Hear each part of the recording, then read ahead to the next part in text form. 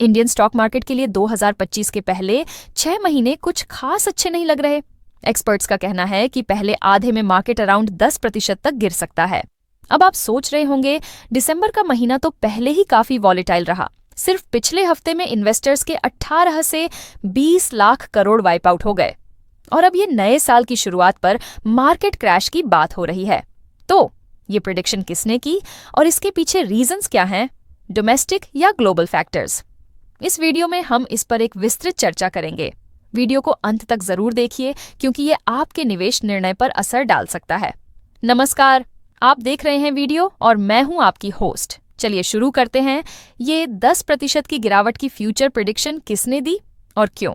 नए साल 2025 में स्टॉक मार्केट की चाल कैसे रह सकती है, इस पर मैक्वारी कैपिटल ने अपनी एक्सक्लूसिव रिपोर्ट रिलीज की है।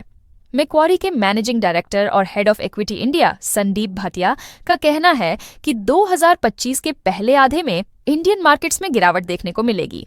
ये गिरावट मेजरली ग्लोबल फैक्टर्स की वजह से हो सकती है, न कि डोमेस्टिक रीजंस की वजह से। अब ये ग्लोबल फैक्टर्स कौन से हैं और आपको कैसे प्रिपेयर करना चाहिए, आगे इस वीडियो में जानेंगे। संदीप भाटिया का कहना है कि इंडियन मार्केट्स के लिए ये गिरावट एक ट्रांजिशन फेज का सिग्नल है। साथ ही उन्होंने आईपीओज में प्रोमोटर्स और प्राइवेट इक्विटी इन्वेस्टर्स के ज्यादा स्टेक सेल करने के ट्रेंड पर भी अपनी चिंता व्यक्त की। उन्होंने कहा, बुल मार्केट के शुरू होने पर इन्वेस्टर्स के पास कैश और प्रोमोटर्स के पास विजन होता है, लेकिन बुल मार्केट के एंड पर यह उल्टा हो जाता है। प्रोमोटर्स के पास कैश होता है और इन्वेस्टर्स के पास विजन होता है। क्या आप इस पॉइंट को रिलेट कर पा रहे हैं? ये एक अहम बात है जो हर इन्वेस्टर को समझनी चाहिए। अब बात करते हैं इंडियन इकोनॉमी के सबसे क्रिटिकल सेक्टर, कंजम्पशन सेक्टर की। संदीप भाटिया का कहना है कि 2025 के पहले आधे में इंडियन मार्केट्स में गिरावट देखने को मिलेगी।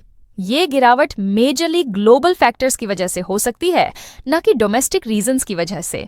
अब ये ग्लोबल फैक्टर्स कौन से हैं और आपको कैसे प्रिपेयर करना चाहिए, आगे इस वीडियो में जानेंगे।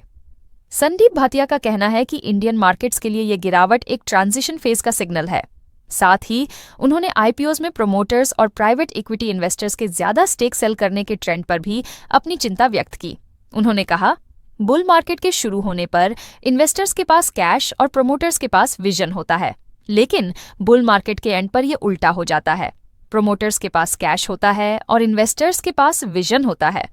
क्या आप इस पॉइंट को रिलेट कर पा रहे हैं? ये एक अहम बात है जो हर इन्वेस्टर को समझनी चाहिए। अब बात करते हैं इंडियन इकोनॉमी के सबसे क्रिटिकल सेक्टर, कंजम्पशन सेक्टर की। संदीप भाटिया का कहना है कि कंजम्पशन रिकवरी का फेज शुरू तो हो चुका है, लेकिन ये काफी स्लो और अनइक्वल रहने वाला है। प्रीमियम सेगमेंट में डिमांड इंप्रूव हो रही है, पर मिडिल क्लास और रूरल मार्केट्स अभी भी स्ट्रगल कर रहे हैं। साथ ही मैक्वारी ग्रुप का कहना है कि 2025 में इंडिया को ग्लोबल पॉलिटिकल अनसर्टेनिटीज जैसे कि ट्रम्प एडमिनिस्ट्रेशन से डील करना होगा। अगर मार्केट में पॉजिटिविटी वापस आती है तो ये चैलेंजेस को बैलेंस करने में मदद करेगा।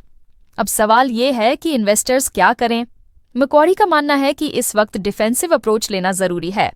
डिफेंसिव सेक्टर्स जैसे आईटी, फार्मा और फाइनेंशियल्स पर फोकस करना चाहिए। दूसरी तरफ मोतीलाल ओसवाल वेल्थ मैनेजमेंट की रिपोर्ट के हिसाब से 2025 के पहले आधे में मार्केट कंसोलिडेशन देखने को मिलेगा, लेकिन दूसरे आधे में रिकवरी के चांसेस हैं रूरल स्पेंडिंग, शादी सीजन की डिमांड और गवर्नमेंट एक्सपेंडिचर बढ़ने की वजह से। रिपोर्ट के मुताबिक फाइनेंशियल ईयर 2025 से 27 के दौरान इनकम ग्रोथ 16% सालाना समृद्धि दर तक रीच कर सकती है, तो ये एक होपफुल सिनारियो भी हो सकता है। तो दोस्तों, ये थी मैक्वारी और मोतीलाल ओसवाल की रिपोर्ट्स की डिटेल्ड एनालिसिस। आपको ये वीडियो कैसा लगा, हमें नीचे कमेंट करके जरूर बताएं। और हाँ, अगर आपको ऐसे ही बिजनेस और फाइनेंस रिलेटेड इंसाइट्स पसंद हैं, तो मनी 6 चैनल को अभी लाइक, शेयर और सब्सक्राइब करना ना भूलें। हम आपके लिए ऐसे ही एक्सक्लूसिव और वैल्यूएबल कंटेंट लाते रहेंगे। धन्यवाद।